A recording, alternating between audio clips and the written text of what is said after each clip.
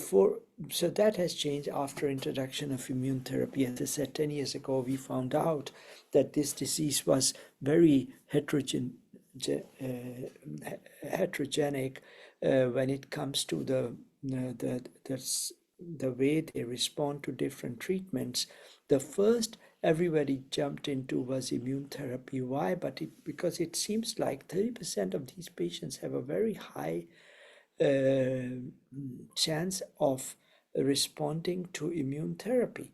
So we started working on getting immune therapy introduced there. But not only immune therapy. I will just give you a short explanation that we have learned much more. It's not just immune therapy which is going to work here.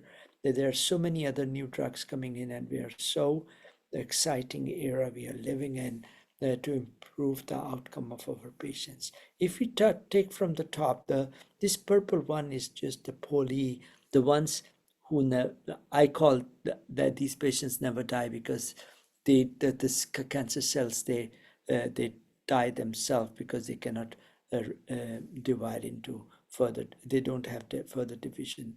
Then you have these DMMR patients. In ordinary language, I can call them hot tumors because they are very susceptible to immune therapy. Then you have all others which are less susceptible to immune therapy, but you have different type of tumors here.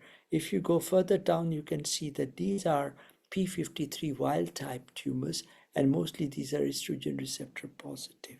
And now we are doing trials with very, very interesting drugs like selinexor in this population, which has already shown in the first phase 3 trial a tremendous benefit for these patients. So the phase 3 trial is ongoing, which is the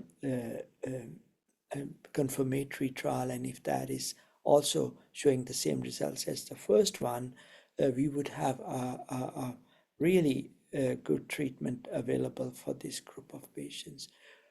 Then you can see estrogen receptor positive here. We are trying to explore the possibility of giving endocrine therapy with something else, with CDK4/6 inhibitors and others, but we are not there yet. We are still in the phase of planning trials and there are small trials done which have shown very interesting results.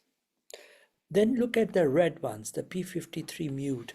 These are the typical bad prognosis patients when you do not have these new treatments available, only chemotherapy. Typically, these are the serous carcinomas, these are the carcinosarcomas, and now we know that some of these tumors have HER2 mutation, amplification, and we have just seen a tremendous results of antibody drug conjugate TDXT, which has given approval in second line in US, and we are doing phase 3 trial to see if we can get this treatment as standard of care. There are other possibilities here. Probably PARP inhibitors are also the ones on top of immune therapy who has great benefit in this subset of patients. We have to learn more.